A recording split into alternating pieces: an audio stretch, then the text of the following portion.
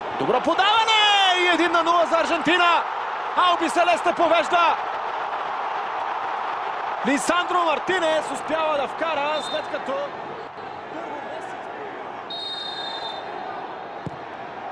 Меси.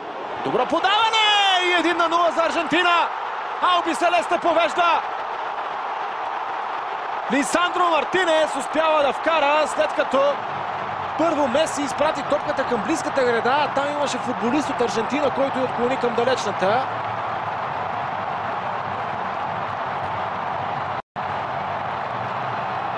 Докосна топката Александър Домингес, но го направи, след като тя премина с целия си обем гол линията. Макалистър с фамозно отиграване.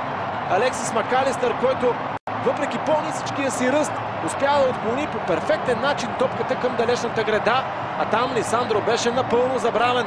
В близост до него първоначално в тази ситуация беше Феликс Торес. След това обаче Феликс Торес се пообърка къде точно трябва да застане, за да блокира футболиста на Манчестър Юнайтед, и Лисандро вкарва.